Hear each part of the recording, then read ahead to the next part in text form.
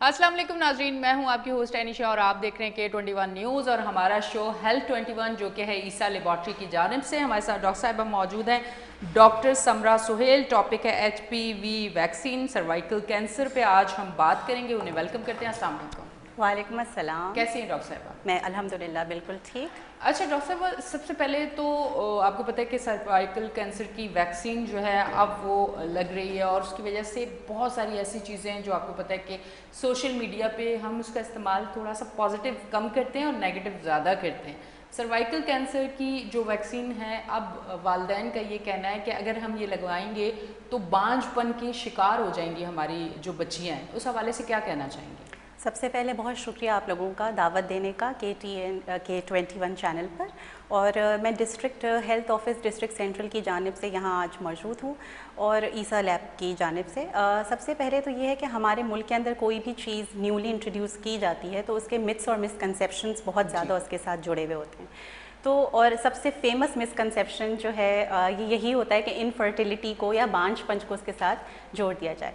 तो मैं ये बताना चाहूँगी कि HPV वैक्सीनेशन कैंपेन जो है, जो 15 से 27 सितंबर में हमारे मुल्क में हो रही है, इसका दूर दूर तक बांझपन या इनफर्टिलिटी से कोई ताल्लुक़ नहीं है, बल्कि ये सर्वाइकल कैंसर जो होता है HPV की वजह से मोर देन 70% उसको प्रिवेंट करती है। HPV अगर हम आसान अल्फाज में वालिदैन को बताना चाहें, क्योंकि आपको पता है कि हमारे मुआशरे में अलमिया ये कि माजरत के साथ वालिदैन को इतनी अवेयरनेस नहीं है तो वो समझ ही नहीं पाते। अगर आज हम उसकी डिटेल में जाएं, आसान अल्फाज जो उन्हें समझ आ जाए कि आया ये है क्या। जी, HPV सबसे पहले stands for human papilloma virus, ठीक है। और ये किसी भी वायरस की तरह एक आम वायरस है, लेकिन जो ये इम्पैक्ट करता है ये मुख्तलिफ़ किस्म के डिजीज़ और खुसूसन सर्वाइकल कैंसर करता है। तो इसके तकरीबन 100 से ज़ायद स्ट्रेन्स हैं या सीरोटाइप्स हम अपनी ज़बान में कहते हैं, लेकिन इसके अंदर जो दो कल्प्रिट स्ट्रेन्स हैं या जो सबसे ज़्यादा समझें कह लें कि जो शैतान स्ट्रेन्स हैं वो है उनका 16 और 18, ठीक है, 16 और 18 जो कि वजूहात बनती हैं सर्वाइकल कैंसर कराने में। अच्छा, ठीक है। और ये जो हमारी वैक्सीन है HPV वैक्सीन, जो इसका ब्रांड नेम है सीकोलिन, जो पाकिस्तान की गवर्नमेंट की जानिब से यहाँ मुफ्त फ्री ऑफ कॉस्ट लगाई जा रही है, ये इन स्ट्रेन्स के ख़िलाफ़ होने वाला जो सर्वाइकल कैंसर है उसके ख़िलाफ़ लड़ने में हमारी बच्चियों को मदद देता है। अच्छा, ये सिर्फ फीमेल बच्चियों को लगेगा या बच्चों को भी लगेगा? थोड़ा सा ये भी बताएं। जी हाँ, बड़ा अच्छा आपने सवाल किया। अब सबसे पहले तो हमारा ये समझना बहुत ज़रूरी है कि सर्विक्स क्या होता है और फिर सर्वाइकल कैंसर क्या होता है। जैसे मैंने पहले अर्ज़ किया कि सर्वाइकल कैंसर की प्रिवेंशन की हम बात करें तो सर्विक्स जो है बच्चेदानी या यूट्रस के मुंह को कहा जाता है, या माउथ ऑफ यूट्रस को या रहम को जो हम आम जबान में कहते हैं उसके मुंह को सर्विक्स कहा जाता है, और उस जगह के कैंसर का नाम सर्वाइकल कैंसर है, ठीक है। तो जाहिर सी बात है जो यूट्रस है और जो सर्विक्स है वो ख़वातीन में ही मौजूद है, therefore the vaccination is introduced in ख़वातीन। ठीक, तो इसके लिए तो जो इस्लाम भी हमें कहता है कि सफाई निस्फ़ ईमान है, इसको भी फोकस रखना चाहिए, क्योंकि हमें अपनी सफाई का उस हिसाब से पता भी नहीं है और ना उस तरह से सफाई का हम ख्याल रखते हैं। उस हवाले से क्या कहना चाहिए? देखिए, हमारी इस्लामिक टीचिंग जाहिर सी बात है, जैसे आपने भी कहा सफाई निस्फ़ ईमान है, वो अपनी जगह है, ठीक है। लेकिन हमारा मज़हब किसी भी चीज़ से बचाव में हमें हमारा साथ देने को कहता है ना। लेकिन बहुत सारी चीज़ें ऐसी होती हैं कि कहीं कहीं हमें एक्सपर्टीज़ के ऊपर यकीन भी रखना चाहिए और हमारा ट्रस्ट भी होना चाहिए। Government of Pakistan in collaboration with जो फेडरल डायरेक्टरेट है इम्यूनाइजेशन का, WHO, यूनिसेफ, गावी, ये सब इनकी पब्लिक प्राइवेट पार्टनरशिप जो होती है इसके तहत जो है हम अपनी बच्चियों को स्ट्रेंथन करें, पब्लिक हेल्थ सिस्टम को स्ट्रेंथन करें, ठीक है। अब सफाई एक अपनी जगह बिल्कुल दुरुस्त बात है, बिल्कुल सफाई तो होनी ही चाहिए, लेकिन इसका एज सच हाइजीन से रिलेशन नहीं है कि कोई डायरेक्टली कोई वायरस है, जी अनहाइजीनिक कंडीशंस की वजह से नहीं है। इसका जो रूट ऑफ ट्रांसमिशन है वो स्किन टू स्किन कांटेक्ट भी है, सेक्सुअल कांटेक्ट भी है, मैटरनल टू चाइल्ड कांटेक्ट जो माँ से बच्चे में होता है या स्किन टू स्किन होता है, ये वजूहात है। तो हमें सबसे पहले समझना होगा कि ये स्प्रेड कैसे होता है। जैसे मैंने ये 3 रूट्स मेजर बताए, तो इन स्प्रेड को रोकना है तो ऑफकोर्स सफाई भी मेंटेन करनी है। अच्छा, ये सर्वाइकल कैंसर जो है, जैसे हम हमेशा देखते हैं कि किसी भी बीमारी में, चाहे वो डायबिटिक पेशेंट हो या हार्ट पेशेंट हो, तो सबसे पहले हम डॉक्टर के पास जाते हैं तो वो कहते हैं जेनेटिक भी होता है आपको, कि फैमिली से भी आपको मिलता है। तो सर्वाइकल कैंसर में भी कुछ ऐसा है या नहीं? बिल्कुल देखिए बेसिकली क्या है कि जो HPV हम वायरस की बात कर रहे हैं, ठीक है, जैसे मैंने आपसे कहा कि उसके अंदर 100 से ज़ायद स्ट्रेन है, 150 प्लस सीरो टाइप्स है इसके, ठीक है, लेकिन सारे के सारे कैंसर नहीं कराते, सारे के सारे जो हैं वो सर्वाइकल कैंसर नहीं कराते। अगर हम इन शॉर्ट इस कैंपेन तक स्टिक रहें तो उसके बहुत सारे स्ट्रेन्स हैं, लेकिन जो ये नोटोरियस स्ट्रेन्स हैं ये वैक्सीन उनके खिलाफ लड़ रही है, 16 और 18 स्ट्रेन के खिलाफ लड़ रही है। तो ये सबसे ज़्यादा कॉमन वजह है सर्वाइकल कैंसर की। जी, अच्छा, ये पाकिस्तान में पहली बार वैक्सीन लग रही है? हाँ, ये बात दुरुस्त है। ऐसा है कि देर आए दुरुस्त है, ये समझ लीजिए, क्योंकि इससे पहले जो है 150 ममालिक में ये ऑलरेडी इंट्रोड्यूस की जा चुकी है। तकरीबन 15 से 20 सालों में ये लग रही है मुख्तलिफ ममालिक में, जिसके अंदर मुस्लिम ममालिक भी शामिल हैं, जैसे इजिप्ट हो गया, सऊदी अरेबिया हो गया, हमारा मलेशिया है, इंडोनेशिया है, कुवैत है, कतर है। तमाम ममालिक में जो है, मुस्लिम ममालिक में ख़ासकर अगर हम अपनी बात करें तो वहाँ पर भी इंट्रोड्यूस्ड है वैक्सीन। अब हमारे यहाँ जो मैंने जैसे कहा कि कोलैबोरेटिव एफर्ट है, गवर्नमेंट ऑफ पाकिस्तान ने बहुत ही बेहतरीन इनिशिएटिव लिया है और ये 2 फेजेस में डिवाइडेड है। फर्स्ट फेज़ में हम सिंध, बलूचिस्तान, आज़ाद जम्मू कश्मीर एंड इस्लामाबाद को कवर कर रहे हैं और इंशाल्लाह सेकंड फेज़ में 2026 में जो है ये बलूचिस्तान और KPK के सूबों में भी इंशाल्लाह शामिल हो जाएगी। ठीक, अच्छा, फिर इसके लिए किस तरह के अवेयरनेस प्रोग्राम स्टार्ट किए गए हैं कि अवेयरनेस पेरेंट्स की लाजमी है कि उन्हें पता होना चाहिए, क्योंकि इस टाइम पेरेंट्स ज़्यादा डरे हुए हैं। स्कूल से जब ये कहा जा रहा है कि अपने पेरेंट्स से परमिशन चाहिए, तो वहाँ नज़र आ रहा है कि पेरेंट्स जो हैं वो थोड़े से परेशान हैं, क्योंकि चीज़ें कुछ इस तरह की नेगेटिव सामने आ रही हैं। तो उसके लिए कोई अवेयरनेस प्रोग्राम डॉक्टर्स की जानिब से, हुकूमत की जानिब से ऐसे कोई कैंपेन, कोई इस तरह की चीज़ें की जा रही हैं या आगे है कोई इरादा? बहुत अच्छा सवाल किया। देखिए जब भी हम कोई नई चीज़ इंट्रोड्यूस करते हैं तो डेफिनेटली उसके हवाले से ओरिएंटेशन सेशंस या अवेयरनेस सेशंस, आगाही मुहिम वगैरह, एडवर्टिजमेंट्स वगैरह, मार्केटिंग ज़रूर की जाती है, ठीक है। और ख़ासकर जब ये चीज़ हमारी प्यारी बच्चियों का सवाल है, बेटियों की सवाल है, तो इसमें सबसे पहले जो है पेरेंट्स का कंसर्न बहुत मतलब लाजिम है, इसमें कोई ऐसी बात नहीं है, पेरेंट्स ज़रूर सवाल करें।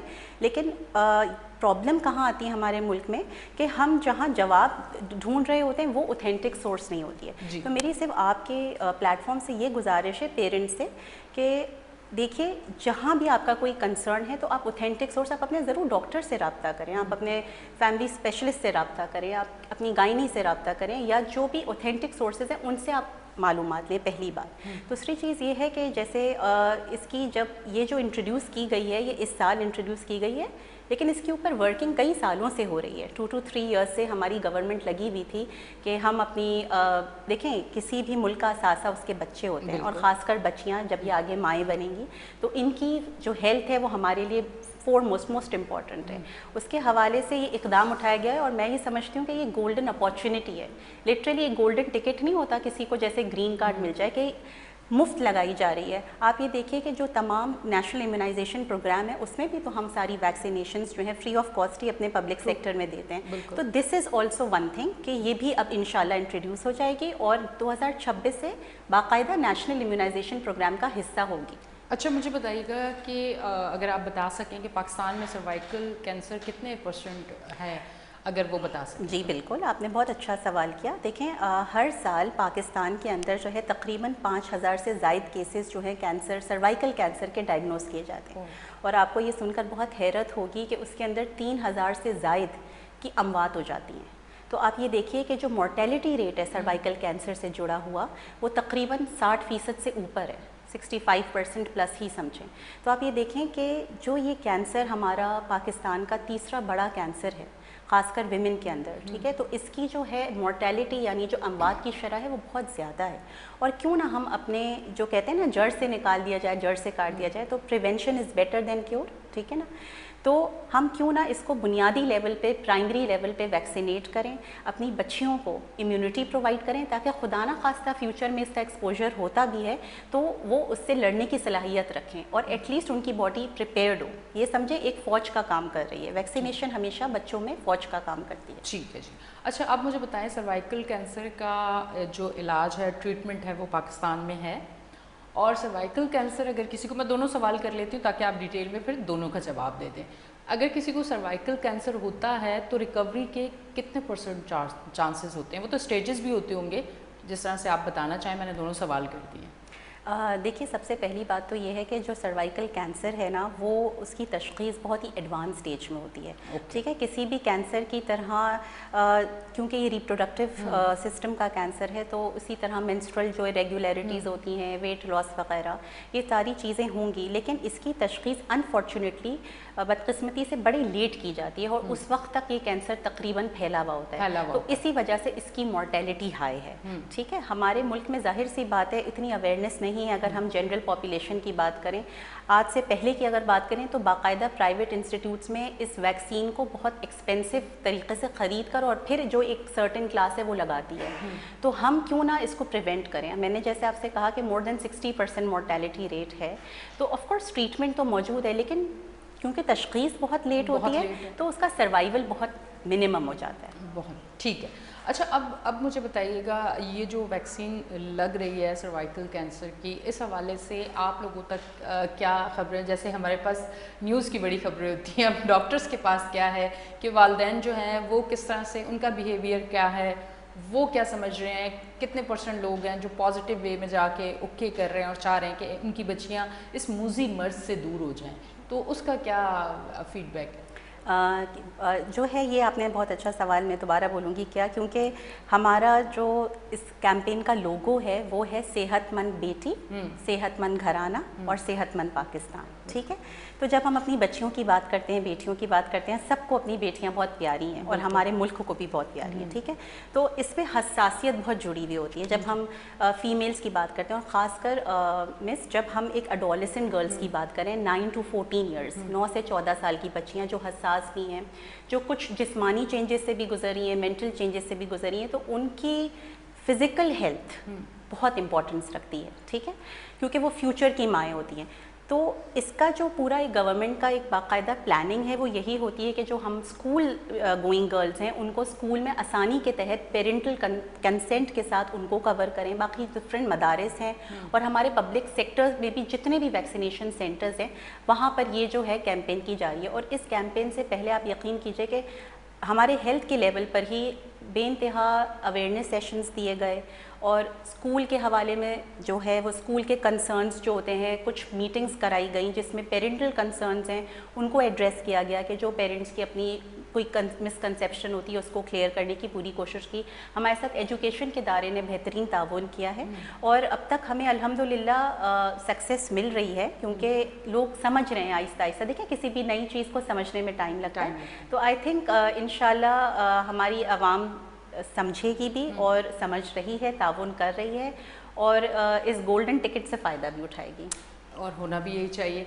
अच्छा, ये वैक्सीन वन टाइम की है या इसका हर साल लगना होगा, क्या क्या तरीक़ेकार होगा इसका? देखिए, पहले तो ये है कि इस वक्त की जो वैक्सीन की हम बात करें 9 to 14 ईयर्स ओल्ड गर्ल, तो इसमें ये 1 शॉट वैक्सीन है। ठीक है, लेकिन वैसे कुछ डिफरेंट कंडीशंस होती हैं जहाँ पे ये 2 and 3 शॉट्स में भी जो है कन्वर्ट होती है। लेकिन जब हम इस कैंपेन की बात करें तो ये एक 1 डोज वैक्सीन है, एक लिक्विड वाइल में आती है और सीकोलिन ब्रांड है। ठीक है, और ये इंट्रामस्कुलर यानी पट्ठों में लगाई जाती है। तो 1 टाइम डोज है, 1 शॉट है इस एज ग्रुप में स्पेसिफिकली। ये वैक्सीन चाइना से? जी, ये वैक्सीन चाइनीज़ ब्रांड है और सीकोलिन ब्रांड है।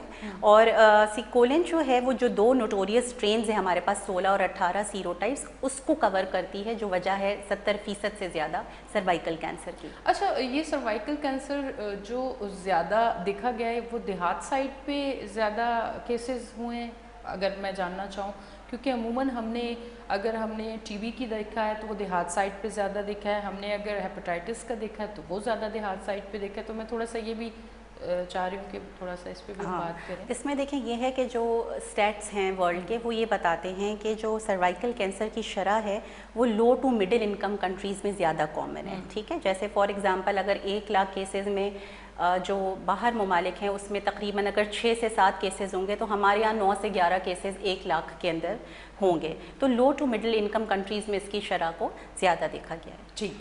अच्छा, अब जिस तरह से वीडियोस हम सामने देख रहे हैं जिसमें बिल्कुल हकीकत नहीं है, अगर कोई बच्ची स्कूल गई, मैं ज़रूर ये कहना चाहूँगी देखने वालों को कि ये प्रोग्राम करने का मकसद भी यही है ईसा लेबॉर्ट्री की जानिब से कि 21 न्यूज़ पे हेल्थ 21 में आज अवेयरनेस के लिए आप लोगों के लिए कि अगर सोशल मीडिया पे आप कोई वीडियोस देख रहे हैं इस तरह की, वो पहले की कोई हो सकती है, कोई बच्ची वैसे ही बीमार हो सकती है।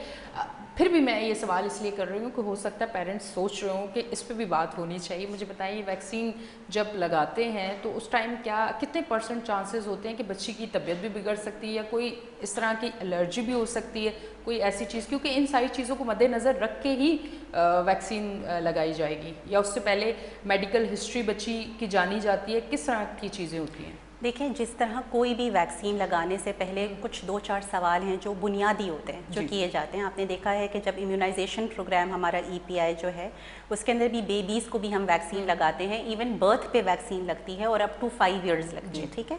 इसी तरह ये भी उन्हीं वैक्सीन्स की तरह एक वैक्सीन है, ठीक है, जिससे लगाने से कबल 2-3 सवाल जो ज़रूरी होते हैं वो यही होते हैं कि आपको बहुत तेज़ बुखार तो नहीं है, ठीक है, या खुदा ना खास्ता कोई ऐसी कंडीशन जिसकी आप बहुत लॉन्ग टर्म स्टीरॉइड्स वगैरह ले रहे हैं, ठीक है। थोड़ा मोटा बुखार, फ्लू और माइल्ड इलनेस, अगर फीवर जैसे 100 है या 99 है तो वो कोई मना नहीं है कि इसमें वैक्सीन ना लगे, ठीक है। लेकिन खुदा ना खास्ता बहुत तेज़ बुखार है, उसमें तो आप वैसे भी अपने डॉक्टर से रुजू करेंगे। तो अगर आपकी थोड़ी बहुत कोई इलनेस है, जैसे आजकल फ्लू है, वायरल हुआ हुआ है, तो उसमें कोई इसकी कॉन्ट्राइंडिकेशन नहीं है। लेकिन ये है कि जब आप वैक्सीन लगाते हैं तो किसी भी इंजेक्शन की तरह जब हल्का सा जो एक पेन होता है इंजेक्टेबल साइट पर, तो वो ज़रूर होता है, जैसे किसी भी इंजेक्शन में होता है या किसी भी वैक्सीन में होता है। लेकिन खुदा ना खास्ता इसका ऐसा कोई हैज़र्डस या बहुत नुकसान नहीं है कि जिसको लगाने की वजह से जो है, जिस तरह से आजकल फेक वीडियोस वायरल हो रही हैं कि बच्चियां ऐसे हो रही हैं। तो हमारे यहाँ आई थिंक नेगेटिव प्रोपोगेंडा कुछ ज़्यादा है। और being a health professional I would say कि मैं आपके प्लेटफॉर्म से भी कहना चाहती हूँ कि प्लीज़ आप authentic sources, doctor, medical sources, health professional से रुजू करें। 1166 नंबर है हमारा, टोल फ्री नंबर है, आप उस पर अपने कोई भी क्वेरीज और कंसर्न्स पूछ सकते हैं। और बाकी जैसे इंजेक्शन का एक छोटा मोटा पेन होता है या हल्की सी रेडनेस होती है, तो उसका यही है कि अपनी आर्म की आप मूवमेंट रखें, ठीक है, अपने बाजू को आप हमेशा आप मूवमेंट रखें। थोड़ी बहुत बर्फ़ की टिकोर होती है, वो आप आइसिंग कर सकते हैं। ओवर द काउंटर आपको जो पेन किलर्स, पैनाडोल, कैल्पोल वगैरह मिलते हैं, तो आप 1 से 2 रोज़ वो ले सकते हैं। बाकी खुदा ना खास्ता बहुत मेजर साइड इफ़ेक्ट्स नहीं है इसके। अच्छा, आपको पता होगा, डॉक्टर हैं आप, तो आपको ज़्यादा इल्म होगा कि बच्चियों को, आजकल के बच्चे कम एज से भी डायबिटिक पेशेंट हैं, हमारी बच्चियाँ हार्ट पेशेंट बच्चियाँ भी देखी हैं, क्योंकि मुख्तलिफ शोज़ में करती हूँ तो उसमें मैंने ऐसे बच्चे भी देखे हैं। तो उन लोगों को भी ये वैक्सीन लगेगी? कोई ऐसा तो नहीं होगा कि ये हार्ट पेशेंट है तो इनको ये वैक्सीन नहीं लग सकती, ये डायबिटिक पेशेंट बच्ची है इसको नहीं लग सकती? क्योंकि बहुत सारे ऐसे बच्चे हैं हमारी नज़र में। तो ज़रा ये भी एक जो सवाल है इसका भी जवाब मिल जाएगा तो चीज़ें बेहतर। जी हाँ, आप बिल्कुल सही कह रही हैं। जनरली हमारी पॉपुलेशन जो है इसमें डायबिटीज़ की शरह भी बढ़ रही है, और ख़ासकर यंग लोगों में। तो डायबिटीज़ इट्सेल्फ कोई मना नहीं है कि उसके अंदर आप वैक्सीन नहीं लगा सकते। और ये ज़रूर है कि आपकी डायबिटीज़ की आप दवाइयाँ वक्त से ले रहे हों, आप कंप्लाइंट हों, ठीक है, और आपकी डायबिटीज़ कंट्रोल्ड है, कोई ऐसा आपको इन्फेक्शन उस वक्त नहीं हुआ हुआ, तो आप इसके अंदर भी ये वैक्सीनेशन लगा सकते मतलब कोई ऐसा प्रॉब्लम नहीं। अच्छा, मुझे बताएं, अब ये जो वैक्सीन लग रही है स्कूल्स में और मुख्तलिफ जगहों पे, तो ये तरबियत याफ्ता डॉक्टर्स आएंगे, क्या लाए अमल है, तरीक़ेकार क्या है, वो थोड़ा सा बताएं। ये थैंकफुल हूँ मैं आपने ये सवाल किया, क्योंकि ये बहुत अहम है। आपको पता है कि जब कोई चीज़ इंट्रोड्यूस की जाती है, ख़ासकर मेडिसिन के अंदर, तो वो एक सेफ्टी इंडेक्स से भी गुजरती है, वो बहुत सारे एक्सपेरिमेंट से भी गुजरती है, और उसके बाद वो अप्रूव होती है WHO, FDA की तरफ से। तो उसके बाद जब ज़ाहिर सी बातें नई चीज़ होती है तो हर लेवल पर ट्रेनिंग की जाती है, ठीक है।